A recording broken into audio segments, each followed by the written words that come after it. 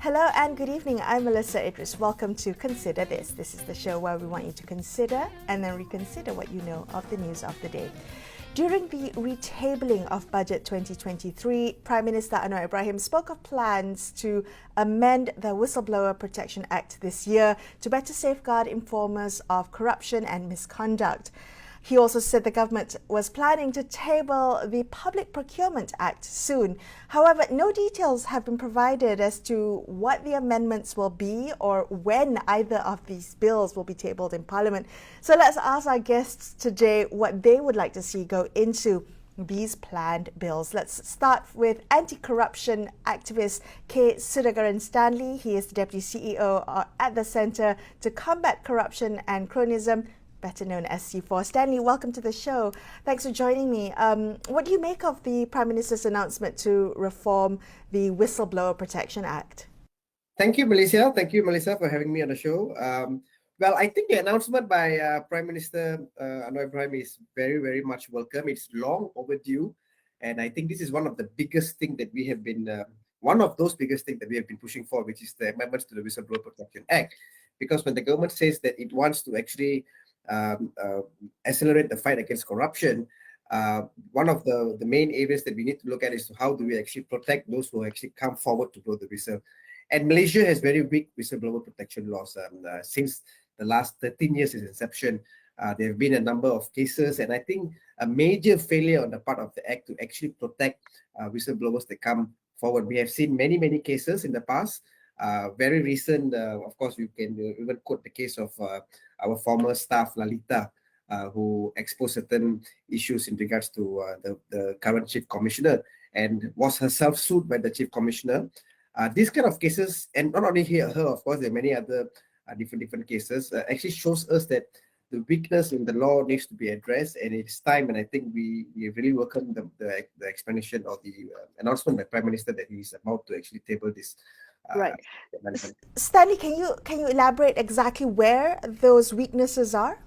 So if you look at the couple of sections, if you look at section 6.1, which one of the main issues here is where the disclosure is only allowed to be made to an enforcement agency.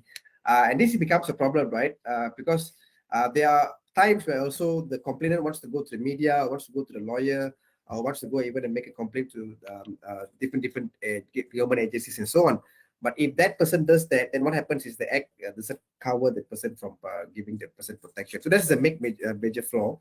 Secondly, the information or whatever offences that is being made about cannot be protected under Official Secrets Act or even some of the financial banking laws in this country. So if anyone comes forward and discloses information which is under the OSA or under a financial banking law, that person automatically will not be given protection. And if, in fact, he may even be charged under the OSA for actually providing those information and so on. So these are major issues that we have called upon for amendments to be made.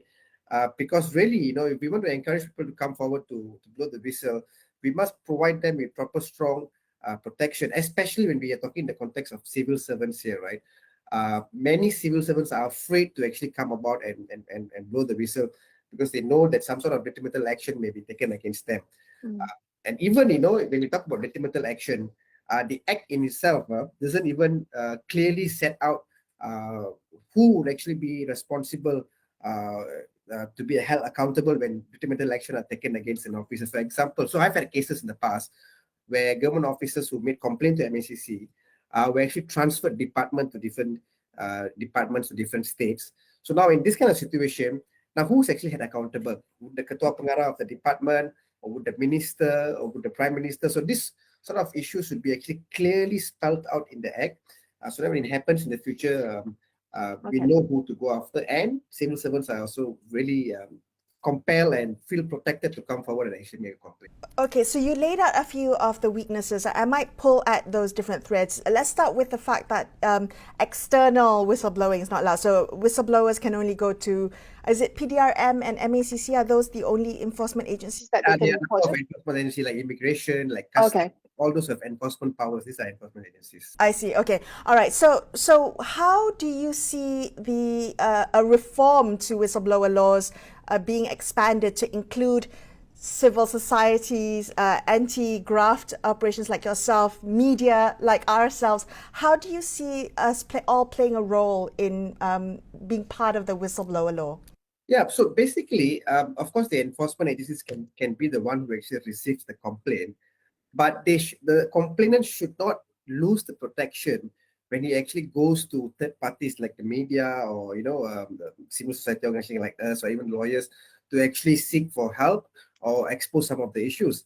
And especially when, for example, let's say we give them a time frame after 3 months, the investigation has not been actually investigated, there's no action that has been taken, no one has been charged, then the person should actually be allowed to go and get the help of third party, right? So by saying that you actually cannot go to a third party and disclose the information, it really defeats the purpose of that. So that's why we are calling for that there should be a proper mechanism or a due process that actually follows that allows the complainant probably after a certain amount of time, if his complaint is not investigated, then he can actually go and meet a third party, the NGOs or the media to actually expose whatever that is happening or the issues that he's facing with it and so on. So What about the fact that whistleblowers are not protected if there are disclosures under the OSA or banking laws? And we saw that, I think, with Rafizi Ramli's case with NFC. How do we get around that? Because, again, the Official Secrets Act is, you can't get around that. What would whistleblower reform need to take into account? Yeah, so when we talk about the Whistleblower Protection Act, I think in tandem of reforms, what we are also calling for the Anwar's government to actually table is also the Freedom of Information Act. So the freedom of information is very, very important. We want public to participate, right, in anti-corruption efforts, in nation building. There needs to be, the public should have the avenue to actually have the information that they want. They should be educated on what's actually happening within. They should be able to request for documents and be the eyes and ears of, the entire situation. So, but we don't have a freedom of information law.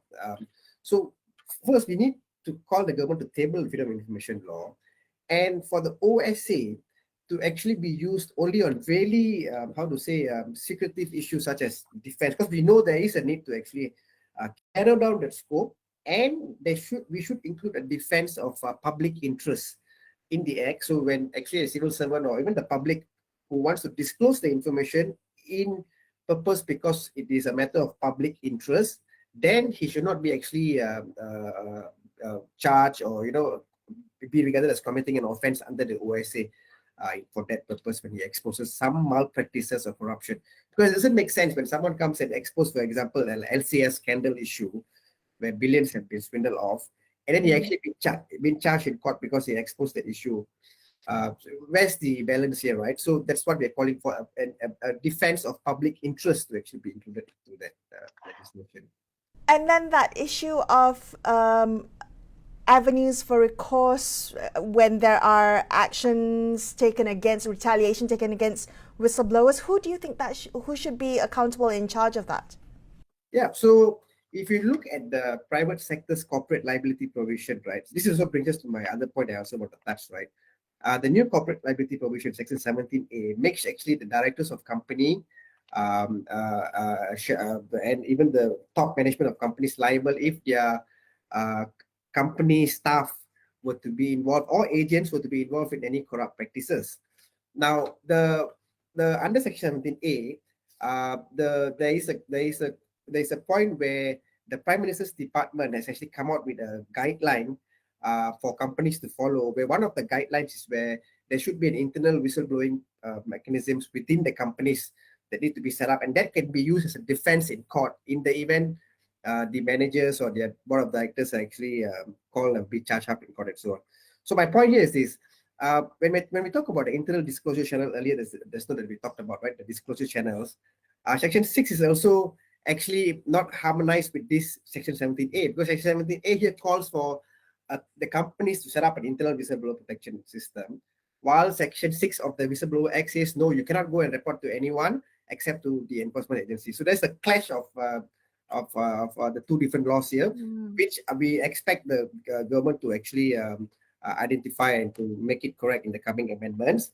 And when we talk about making who responsible as your question, I think we can follow the spirit of section 17A here, where the top directors of the company or the top management of the company are actually held accountable for any reprisal actions or any bad actions taken against the employee. And in the sense of a government, I think it'd be good to actually spell out that the ketua pengarah of that particular ministry or the most top position person in that particular bahagian or government agency must be held accountable if that person is transferred or sacked. And there should be a proper grievance mechanism set out within the act where these government servants actually come forward and make the complaint if they actually got into that situation. And also, Melissa, if you look at the act itself, sorry, Melissa, sure, there is no avenue or mention about setting up what they call as a grievance mechanism or alternate dispute resolution mechanism, where actually if some sort of action is taken against the staff, so instead of going to court, because court cases are very expensive and very long time, so instead of going to court and actually taking up these cases, the act should actually provide for an alternate dispute resolution mechanism, or mediation, where government servants, civil servants, or even the public sector can go through this mediation process with their employees or with their pengaras and to see if any retaliation action is taken against them for it. Stanley, am I remembering this correctly, that Anwar Ibrahim, I think, proposed having civil servants report any kind of irregularities or misconduct or corruption to him directly, to the Prime Minister's office? Is that accurate? Do you see that as an avenue to increase whistleblower protection? Yeah, I think he made that comment a couple of weeks ago in Parliament, and so. But I think it defeats the purpose. This is the thing. I mean, okay, you can tell civil servants to actually inform you of what's happening. Yeah, of course, as a Prime Minister, you want to know and you want to get down to the bottom of the issue. But it also tells us that means there's a serious issue of trust on the MECC, that they will actually be able to handle the complaint seriously. And this is why the Prime Minister himself is saying, come to me and make the complaint, right? Because he recognizes, I see it because he recognizes there's a serious problem of trust. So when we talk about the amendments to whistleblower protection, Melissa, as I've said, the freedom of information is one. The other important thing, in fact, we were quite disappointed that under the budget for this year, there was no mention about the reforms to MECC. This is a very important thing, right? You have a strong whistleblower protection law, but the MECC, it's a public trust on the MECC is like at the lowest possible level. And people are still not going to go to MECC and report because they will feel that their investigation might not even be given any merit, or they might not be seriously taken, or worse, end up being victimized themselves if they actually come forward to make a complaint. Thank you so much for speaking with me. That was K. Sudhakaran Stanley from C4 Group. We're going to take a very quick break here and consider this. We'll be back with